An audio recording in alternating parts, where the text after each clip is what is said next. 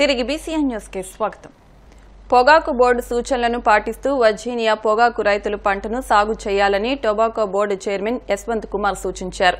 ఏలూరు జిల్లా జంగారెడ్డిగూడెం పట్టణంలోని వర్జీనియా పొగాకు వేలం కేంద్రం వద్ద రైతులకు మంగళవారం అవగాహన సదస్సు నిర్వహించారు. ఈ సదస్సులో చైర్మన్ యశ్వంత్ కుమార్ ముఖ్య అతిథిగా పాల్గొని రైతుల సందేహాలను నివృత్తి చేశారు. ఈ సందర్భంగా ఆయన మీడియాతో మాట్లాడుతూ ఈ ఏడాది వర్జీనియా పొగాకు రైతులకు ధర విషయంలో ఇబ్బందులు ఎదురయ్యే అవకాశం ఉందన్నారు. ఈ ఏడాది డిమాండ్ తగ్గే అవకాశం ఉందన్నారు.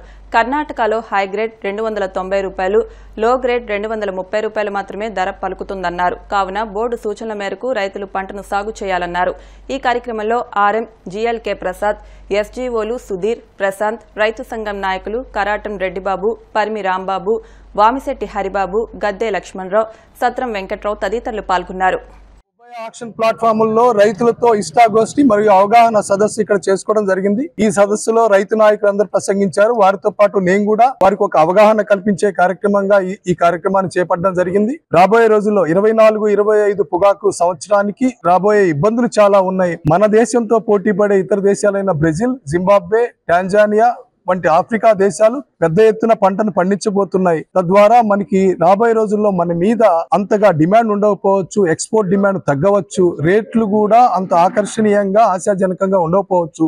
పక్క రాష్ట్రంలో కర్ణాటక రాష్ట్రంలో అదే ఎక్స్పీరియన్స్ అవుతుంది.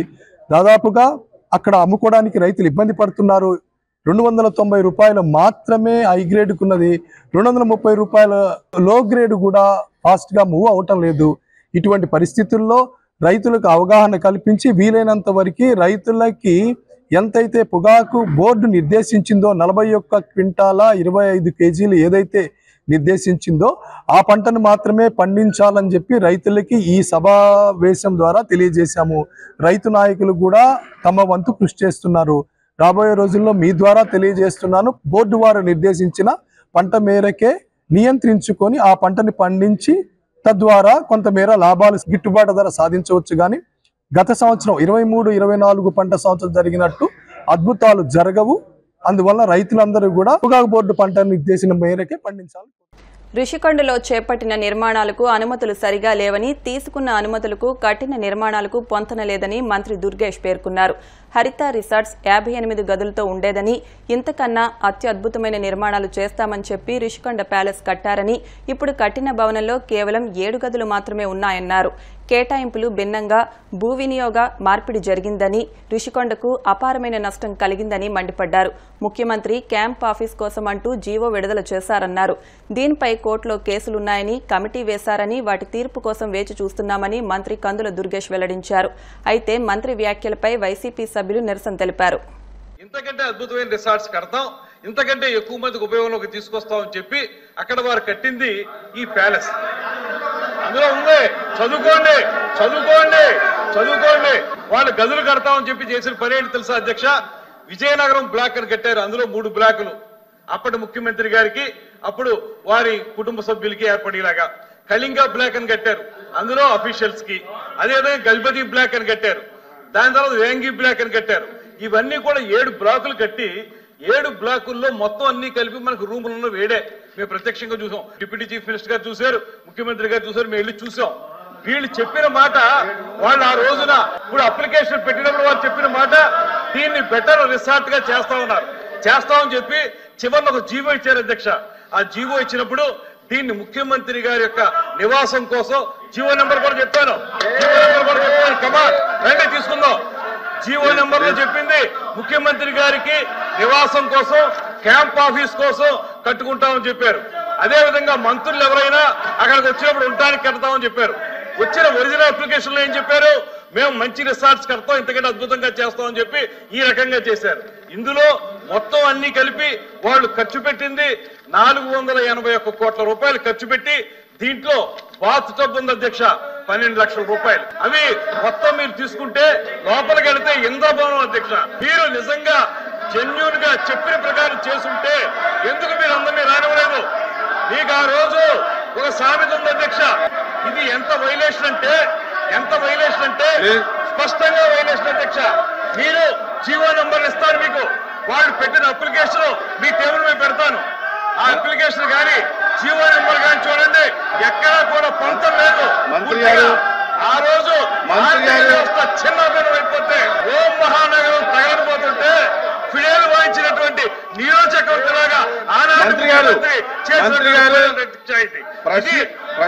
వ్యవస్థ సర్వనాశనం అయిపోతుంటే ఇంత డబ్బు ఖర్చు పెట్టి తన సొంత భవనం కోసం అలా ఆఫీస్ రూమ్ ఒక టెన్నిస్ కోర్ట్ అంత ఉంటుంది అధ్యక్ష. ఇవన్నీ ఖర్చు పెట్టి ఎవరి డబ్బులు ప్రజల డబ్బుల్ని ఇలా మోసం ఇంకా సిగ్గు లేకుండా ఏ రకంగా మాట్లాడతారు, ఏ రకంగా అడుగుతారు వీళ్ళు, ఏ రకంగా ప్రశ్నిస్తారు. ఇంత అన్యాయం చేసి ఇవాళ జీవోలన్నీ పెడతాను నేను, వాళ్ళు చూసుకుని చదువుకోనండి, సమాధానం చెప్పానండి. ఇంత అన్యాయం చేస్తుంటే ప్రజాధనాన్ని తోచుకు తింటుంటే ఇందులో ఎవరి ఇంట్లోకి ఎంత డబ్బు అంత డబ్బు తీసుకుని వాళ్ళు చేయడం ఒక్క జీవోలు చూడండి, మొత్తం జీవోలు చూడండి. మంత్రి గారు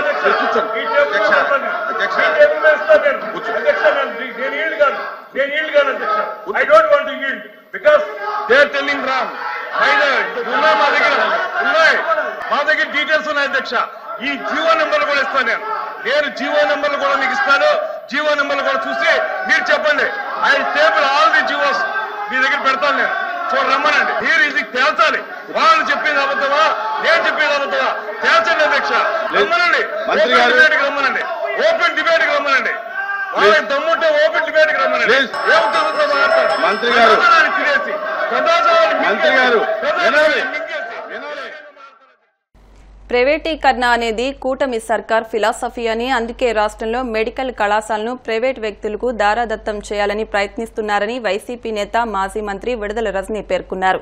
ఏపీ మెడికల్ కాలేజీల విషయంలో ప్రభుత్వం వ్యవహరిస్తున్న తీరుపై మంగళవారం గుంటూరులో ఆమె మీడియాతో మాట్లాడుతూ ఫ్యామిలీ డాక్టర్ కాన్సెప్ట్ గొప్ప ఆలోచన అని, గ్రామాల్లోకి సూపర్ స్పెషాలిటీ డాక్టర్లను పంపి పేదలకు వైద్యం అందించామని గుర్తు చేశారు. తమ హయాంలో ఎలాంటి సౌకర్యాలు అందించామో ప్రజలకు తెలుసని, ఏపీని మెడికల్ హబ్గా తీర్చిదిద్దాలనే లక్ష్యంతో వైఎస్ జగన్ పనిచేశారని అన్నారు. కానీ వైసీపీ ప్రభుత్వంపై బురద చల్లాలని కూటమి ప్రభుత్వం ప్రయత్నిస్తోందని, కూటమి ప్రభుత్వం వైద్య ఆరోగ్య శాఖను నిర్వీర్యం చేస్తోందని, ఆరోగ్యశ్రీని ఏమాత్రం పట్టించుకోలేదన్నారు. మరి 6 నెలల కాలంలో మనం చూస్తూ ఉన్నాం.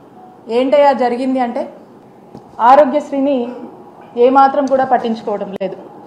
ఆరోగ్య ఆసరా ఊసే లేదు, సురక్ష ప్రస్తావనే లేదు, ఫ్యామిలీ డాక్టర్ లేదు, నాడు నేడు లేదు, కొత్త మెడికల్ కాలేజీలు లేవు, అట్టకెక్కిన 108, 104 సేవలు. జగనన్న హయాంలో మా నాయకుడు వైఎస్ జగన్మోహన్ రెడ్డి గారి ప్రభుత్వంలో ఏ విధంగా రాష్ట్ర ప్రజలకు వైద్య సేవలు అందించామనేటువంటి విషయం. మరి చంద్రబాబు నాయుడు గారి నాయకత్వంలోని ఈ కూటమి ప్రభుత్వం ఒక పద్ధతి ప్రకారంగా ఆరోగ్యశ్రీని ఏ విధంగా కూడా నిర్వీర్యం చేస్తున్నారో మనం చూస్తూ ఉన్నాము. ఆరోగ్యశ్రీ బదులు ఆరోగ్యశ్రీ అసలు అవసరమే లేదని, ఏవో ఇన్సూరెన్సు స్కీమ్లని, ఏవో పాలసీలని ఒక పద్ధతి ప్రకారం మనం చూస్తున్నట్టయితే ఆరోగ్యశ్రీని అనారోగ్యశ్రీగా మార్చేస్తున్నారు. ఆరోగ్య సురక్ష, స్పెషాలిటీ డాక్టర్లను ఆ గ్రామంలోనే వారిని పంపించి అక్కడే ఆ గ్రామస్తులకు చక్కటి వైద్య సేవలు అందించేటువంటి ఒక వినూత్నమైనటువంటి కార్యక్రమం ఈ ఆరోగ్య సురక్ష. మరి ఈ కార్యక్రమం ఊసేలేదు. మనం చూస్తూ ఉన్నాం. అసలు మొదటి నుంచి కూడా వీళ్ళ తాపత్రయమో తపనంతా కూడా కొత్త మెడికల్ కాలేజ్ తీసుకురావడం కంటే ఇక్కడున్నటువంటి ఎంతో ఆశతో హోప్తో వైద్య విద్య చదివేటువంటి విద్యార్థుల ఆశని మరి డెస్ట్రాయ్ చేస్తూ, వాళ్ళ తల్లిదండ్రుల ఆశని డెస్ట్రాయ్ చేస్తూ మీరు ఎందుకు ఇలా ఆలోచిస్తున్నారని కనుక మనం చూసినట్టయితే దీనికి కారణం ఏంటంటే ఒకటే, వాళ్ళు ఎంచుకున్నటువంటి ఫిలాసఫీ మొదటి నుంచి కూడా. ఏంటి ఆ philosophy? Privatisation is the philosophy of this government. ఈ ప్రైవేటైజేషన్ అనే కాన్సెప్ట్లో ఏంటి?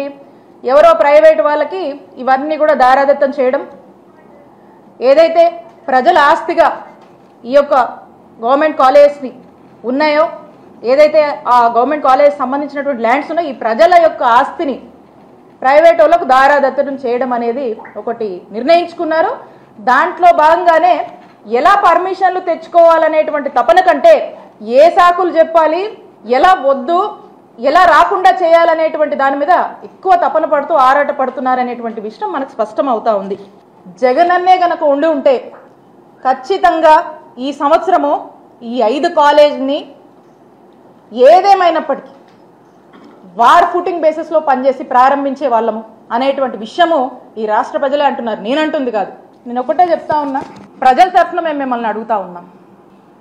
వి protest and demand, YSR Congress party demands this government to complete the balance works and ensure better health for the people of the state.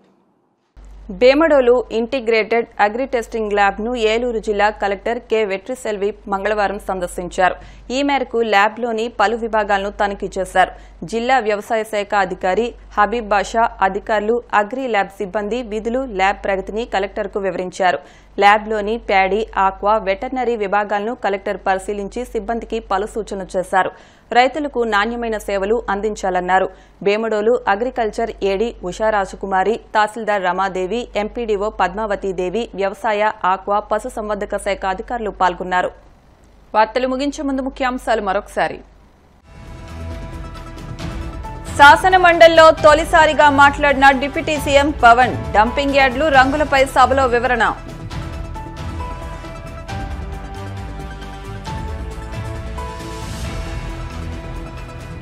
రాజమండ్రిలో December 1న బాలల కథా రచన పోటీలు, 25వ తేదీలోపు పంపాలన్న నిర్వాహకులు.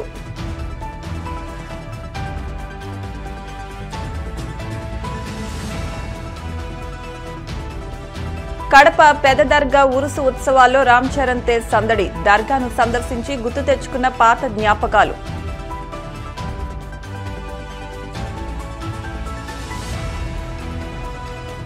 రామ్ చరణ్ తీరుపై బీజేపీ నేతల అభ్యంతరం, మాల ధరించి దర్గాకు వెళ్లడం ఏమిటంటూ సూటి ప్రశ్న. ఈ వార్తలు ఇంతటితో సమాప్తం. మరిన్ని వార్తల కోసం BCN digital YouTube channel, Facebook page ని ఫాలో అవ్వండి. అప్డేట్ వార్తల కోసం ప్లీజ్ సబ్స్క్రైబ్.